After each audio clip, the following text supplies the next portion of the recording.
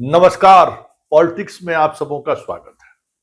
और आज हम पॉलिटिक्स के उस डायनामिक्स की चर्चा करने जा रहे हैं जिस डायनामिक्स के सहारे मैथिली ठाकुर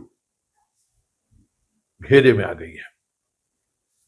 क्या है हमारे पीछे लिखा हुआ, पाक का साख दांव पर। जी हां, देखिए, बीजेपी को कभी कभी इस तरीके से सेल्फ गोल कई बार हमें देखने को मिला है। देखिए, बाहर के राज्यों से आप लोग जिनको प्रचार के लिए ला रही हैं, जो भी लोग हैं, बिहार किसी भी स्टेट में, वहां का सांस्कृतिक मिजाज क्या है, वहां का सामाजिक समरसता का पैमाना क्या है, या फिर सामाजिक जड़ता क्या है, बहुत सारी चीजें हैं हिंदी बेल्ट में जिसको आप जब तक आप समझेंगे नहीं तब तक आप उन चीजों को कह सकते हैं कि जब कभी भी हाथ लगाएंगे तो कुछ ना कुछ गलतियां हो जाएंगी। अब यूपी की एक महिला आई हुई थी, विधायिका थी, मैथिली ठाकुर के पक्ष में प्रचार करने के लिए गई।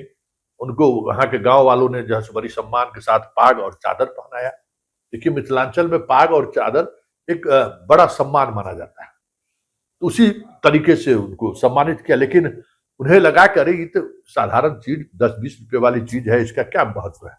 उन्होंने कह दी कि अरे इस पाग को हटाओ, तुम्हारा पाग जो है सो मैथिली है, इसको जिताओ, तुम्हारे लिए यही पाग है। अब इस बात को लेकर सियासत शुरू हो गई है। स्वाभाविक है भाई, ब्राह्मणों के साथ। और एक बात और समझ लीजिए, ये पाग जो है मिथिलांचल में भी ब्राह्मणों का पहचान है। ये कहिए कि सीधे सीधे तौर पर उस विधायिका ने ब्राह्मण के स्वाभिमान पर ठेस पहुंचाया है। हालांकि मोदी के राज्य में अब कोई स्वाभिमान सवर्णों में बचा नहीं है, और ब्राह्मणों की तो बात ही छोड़ दीजिए। लेकिन विवाद शुरू हो गया है, और उस विवाद को लेकर बीजेपी बैकफुट पर तो जरूर है। लेकिन बड़ा जरा सुनते हैं कि पहले उस महिला विधायक जो प्रचार करने के लिए आई थी यूपी से, बोली क्या है, जरा ये सुन। ये पर्व क्या है? सम्मान है ना? ये पर्व क्या है? मिथिला का सम्मान है? नहीं, मिथिला का सम्मान ये नहीं, मिथिला का सम्मान ये है मिथिला का पहना के किया ना। ये पर्व क्या है? सम्मान है ना? ये पर्व क्या है? मिथिला का सम्मान है? नहीं, मिथिला का सम्मान ये नहीं, मिथिला का सम्मान ये है मिथिला का। सुन लिए, हाथ में पाग ली हुए, और उसके बाद जो बातें, ये देखिए, ये पंडितों के आत्मसम्मान की बात है, मतलब ब्राह्मणों की बात। और उस तरीके की प्रतिक्रिया मतलब सोशल मीडिया पर दिख रहा है। लेकिन यह भी तय है कि अभी जिस मिजाज में ब्राह्मण समाज है, पंडित जी लोग हैं, बहुत ज्यादा इस तरीके की चीजें का कोई मतलब नहीं है, क्योंकि इससे कहीं और भी स्वाभिमान पर उन्हें ठेस पहुंचाया गया है। इसके बावजूद भी मोदी सरदम गच्छामी वाली प्रवृत्ति से वो समझौता करते रहे हैं। ये एक, लेकिन चुनाव है, चुनाव में माहौल बनाने की कोशिश हो रही है, तो चर्चा होना स्वाभाविक है। इसको लेकर दरभंगा से जो जनसुराज के प्रत्याशी हैं, डीजी रहे हुए हैं बिहार पुलिस के, आर.के. मिश्रा, वो भी ब्राह्मण समाज से आते हैं, पागधारी वाले संस्कृति को रिप्रेजेंट करते रहे हैं। उनकी गहरी प्रतिक्रिया आई है, गहरी नाराजगी उन्होंने व्यक्त किया। जरा वो भी सुनिए। मैथिली ठाकुर मिथिला की बहुत ही अभूतपूर्व गायिका है, उसका सम्मान होना चाहिए।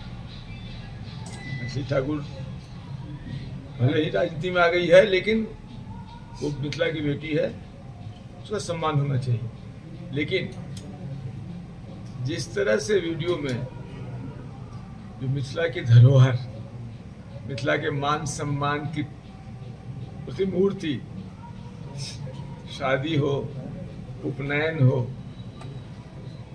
अच्छे अवसरों पे सभी लोग उस पाग को धारण करते हैं।